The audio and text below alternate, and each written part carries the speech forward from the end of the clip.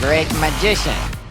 Your clothes are red! A lot of these controls I use the pass, so I call this the fan pass. Basically you take their card and you put it into a fan, let them see it one more time, and in a squaring up motion you can control it to the top. So to do the fan pass, it's pretty self-explanatory, it's pretty simple. All you're going to do is do a fan, which I've taught in other tutorials, and they're going to take the king, and you want them to put it somewhere in the middle of the deck, or just tell them to put it somewhere. If you pinch tight, there's no way they're going to get their card fully in there. Ideally, you want it to be in a position like this, because then you can show them the card one last time, hold it up to their faces like that, and then bring it back down. It seems like you're pushing it in all the way, but you're not. And from there, you can do close the fan with one hand, another move I've taught in a previous tutorial, and you can see their cards sticking out right there. So all you have to do is square up the deck like this, and with your thumb push down, pushing it in, but catching a break. And there you can do the pass, and that's how you can control it to the top. But in full speed, it'll look like this. You put it in the middle, square it up, push it in, pass, done. Another control that I do all the time is cut through, have someone put their card there, let them get one last look at it, and then give it a few cuts, cut to the table a bunch of times, finally ends with their card on top. The triple cut, table cut, to do this, hold the deck in your right hand in biddle grip. You're going to do a swing cut again, bring your index finger under this packet so you can rotate it into between these two packets. And now you're holding onto this middle packet with both your middle finger and your thumb while continuing this swing pass. So in full speed, it'll look like that. Like that. So swing pass, index fingers under, curl it over, catch it with the middle finger, turn that over, and then you're going to allow this packet to just dump off and flip it over like that and tell them to put it there. And what this does is it just makes it seem like it's completely in the middle of the random. You could easily go, alright, put it there. A lot of people might think you're looking at the queen. You might say, alright, put it there. Maybe that's somehow controlled.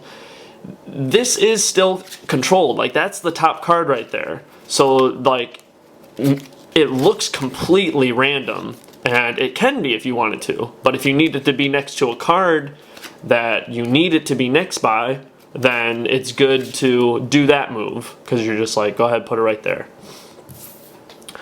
They put it there, you let them see it one more time, just as we do with all these other controls, and what you're going to do from here is you're going to square the deck up and get a break, and then hold on to the whole deck in biddle grip form with the break still there, but to their eyes they're not going to see that. So what you do from here is you're going to do a swing cut, and then a swivel cut at that packet. Boom, and then throw the rest of the packet on top of it. And that is a triple cut pass. And then what you could do is you could go do that same move, and their top card's here. Remember? So then you could take it, cut them onto the table just like that. So that's the ideal move. Bringing it over, put it there, they put it in the middle, you square it up, cut, swivel, drop, swing cut, over there, back on top, and then you have a break on top of their card. Cut, just keep cutting a ton of packets until you finally get to their card and drop the rest of the deck on top, just like that. This I call the Riffle Stop pass. You have your spectators say stop. Stop. They put it where they fairly say to stop. You let them see it one more time. You riffle through and control it to the top. Alternate way that looks is you have them say stop. Stop. Put it in the middle. They sneak peek. You can just cover the deck, and then that's Just that simple. The Riffle Stop then pass is something very similar as well. You have tell them when to stop, they put it there, allow everyone to see it, just like we have done before. You can riffle, keeping a break on top of that card, and when you go to square it up, you do the pass. You can also tell them when to stop, they put it there in the middle, and then all you do is put the rest of the deck on top and then do the pass. Pretty much the idea is riffle down, they say stop, they put in the middle, you're going to catch a break on top of that card somehow, and then do whatever, and then do a pass to get to the top. You can just as easily, they say stop, they put it there, catch a break there, and do what we learned before, just like that. But I'm trying to make these controls as inconspicuous as possible, and the best way that I've learned how to do that is to utilize the pass to some degree. This is the angle jog pass. Basically, you take their card from them, fairly put it in the middle, square it up, and in this slow motion you've gotten it to come to the top. It's a cool control because you can take it, square it up multiple times, and finally, no matter what, near the end, you've gotten it to come to the top. You take the card, you're going to put it into the middle. You're going to lift these fingers up and then push straight down with your middle and ring finger. When you push straight down into the pack, that card angle jogs out. And what you can do from here is turn the deck over like this, and then take that corner with your thumb and push it down and square up the deck. So it looks like you're squaring up the deck, but their card has been here the whole time. From there, do the same thing where you push down with your thumb, put it into the pack, do the pass, and you've gotten to come to the top.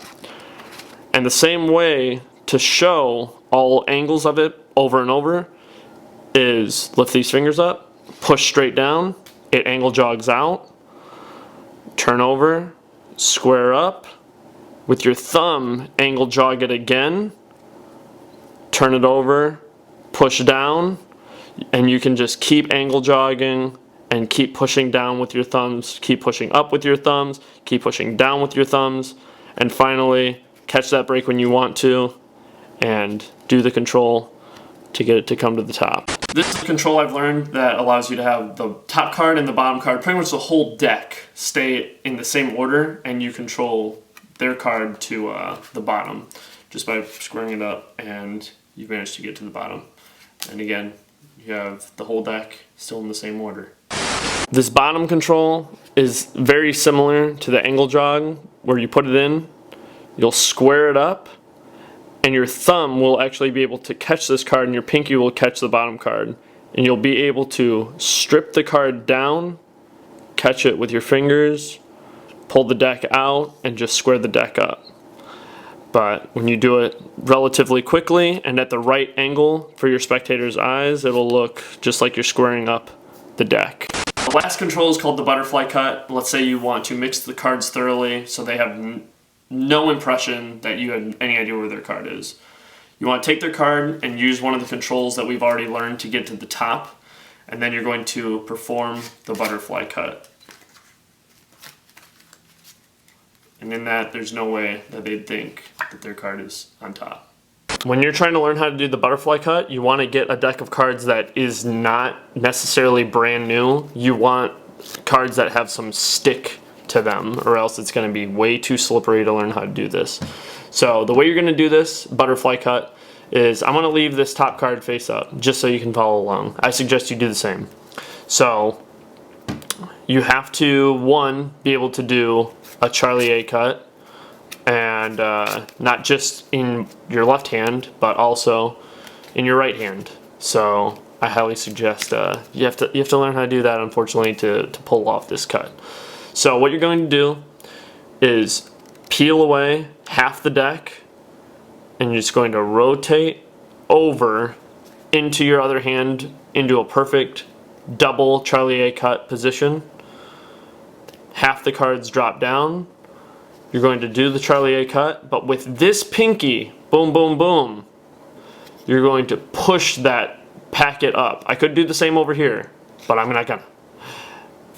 So boom, there's a huge break in the cards. I see, you know where to cut for the next move.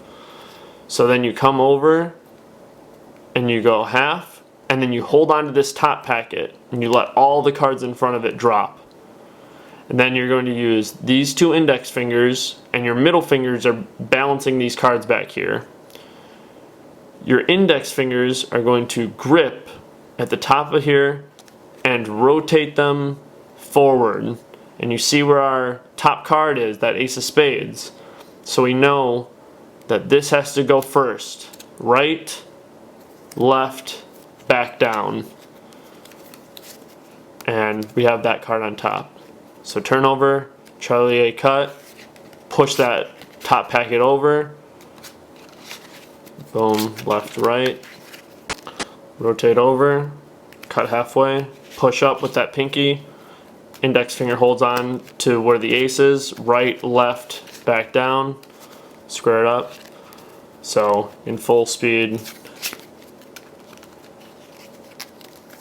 it'll look not that sloppy, I hope, but it'll look something like that. And this is a great convincer. No one will ever suspect that you have any idea where their card is. That's the butterfly cut. By the way, these cards are called DeVoe's Blades. I got them from my good friend Julian over at playingcards.net. If you use the promo code DISTURB120, he'll give you a discount on any deck of cards you buy from his website. Let me know what you think in the comments below. Follow me on Instagram and Twitter at Jarek120, Facebook.com/DisturbedReality. I use these all the time when I perform, and I wouldn't have made this tutorial, this video, if I didn't think these were crucial. This is 10 years of me doing magic and figuring out what works best and what doesn't, and these have worked better than anything I've come across as far as controls. So be inspired to learn, aspire to disturb, and always rise above. Today I'm going to teach you how to do the one-handed card shuffle. Split the deck in half, and it's going to.